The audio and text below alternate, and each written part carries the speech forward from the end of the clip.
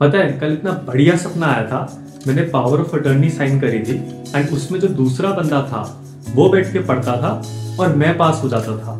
सोचो कितना सही नहीं है कि कोई और पढ़ रहा हो तुम्हारे बिहाफ पे और पास तुम हो जाओ। वेल, इससे पहले खुशी के आंसू आ जाए, वो एक सपना था। तो पढ़ाई तो नहीं डेलीगेट कर सकते, बट हाँ, लाइफ में बहुत चीजें तुम आगे डेलीगेट कर पाओगे once you understand the concept of power of attorney. मैं तुम्हें वो बताता हूँ जो रियल में एक्चुअली हुआ था मेरे क्लाइंट के साथ, और कैसे सिर्फ पावर ऑफ अटर्नी के कॉन्सेप्ट की वजह से उस बंदे ने कम से कम 10 लाख रुपए एक्स्ट्रा कमाए थे और मैंने 1 लाख रुपए कमीशन ऑलमोस्ट। ये क्लाइंट रहता है यूएस में, पहले इंडिया में रहता था तो तब उसके पास यहाँ पे घर था। अब उसका चक्कर इंडिया में मुश्किल से एक बार लगता है 2 सालों में। एंड दिल्ली में जो ये उसका घर है, उस प्रॉपर्टी की वैल्यू आज है 1 करोड़ 40 लाख रुपए, उसकी मार्केट वैल्यू। तो क्लाइंट ने मुझे एक दिन बोला कि यार अगली बार जब मैं इंडिया आऊंगा ना, तो मेरी जो वहाँ पे प्रॉपर्टी है दिल्ली में, उसको बेच दूंगा। उस टाइम जो भी रेट चल रहा होगा मार्केट रेट, उस हिसाब से इसको निकाल दूंगा, क्योंकि इंडिया आना तो होता है नहीं, खामखा प्रॉपर्टी पड़ी हुई है तो उसको बेच देते हैं।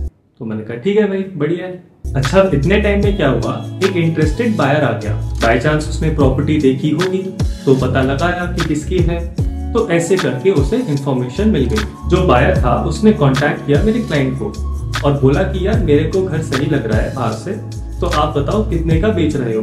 अब क्लाइंट तो यूएस में बैठा था और उसका तो कोई सीन नहीं था दिल्ली आने का, तो वो बोला कि भाई मैं जब अगले साल दिल्ली आऊंगा तब बेचूंगा। अब यार बायर थोड़ी ना 1 साल तक वेट करेगा, और बायर को तो घर बहुत पसंद आया था और उसने ये तक बोला कि भाई जो मार्केट रेट है 140 का, मैं 150 तक देने को तैयार हूँ, बट ये डील इसी महीने होनी चाहिए, ये नहीं कि 1 साल बाद। 1 साल बाद तक कौन वेट करेगा। तो मैंने फिर क्लाइंट को फोन करा कि बताओ सर क्या करना है। ऑब्वियसली यार मार्केट रेट 140 का चल रहा है और तुम्हें कोई बैठे बैठाए 150 देने को तैयार है, और क्या चाहिए।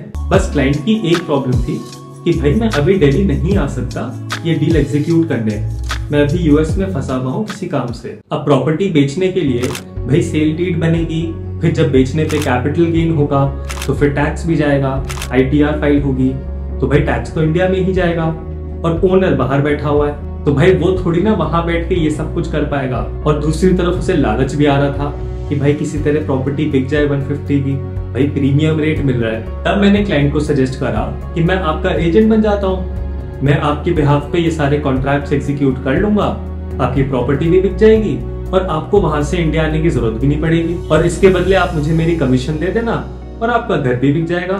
फिर मैंने अपने क्लाइंट के साथ कॉन्ट्रैक्ट करा, कॉन्ट्रैक्ट ऑफ एजेंसी।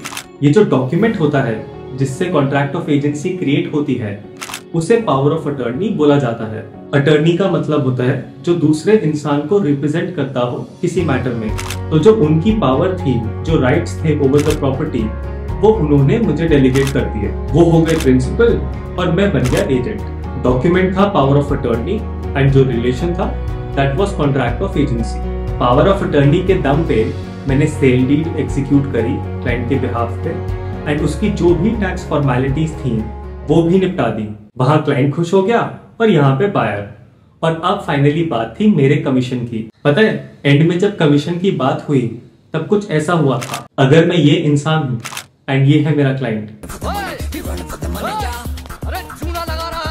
तो खैर मुझे तो अभी तक कमीशन नहीं मिली, बट आई होप मेरी इस दुख भरी कहानी से तुम्हें पावर ऑफ अटर्नी का कॉन्सेप्ट समझ आया है। मैं मिलता हूँ तुमसे नेक्स्ट वीडियो में एक नई दुख भरी कहानी के, नहीं दुख भरी नहीं, हाँ एनडीटीवी के लिए जरूर दुख भरी हो सकती है। Adani Group's media arm has announced to acquire stakes in New Delhi Television Network, popularly known as NDTV. जो मीडिया है वो भी एक व्यापार है। और अदानी का ये टेक ओवर बहुत ही इंटरेस्टिंग हो जाता है, क्योंकि एक तरफ गौतम अदानी और अदानी ग्रुप है जो कि प्राइम मिनिस्टर नरेंद्र मोदी और बीजेपी के नेतृत्व में चलने वाली इस सरकार के काफी नजदीकी है, और दूसरी तरफ एनडीटीवी है जो काफी आलोचना करती है। What it means is NDTV was possibly one of the last media platforms who were critical of this government.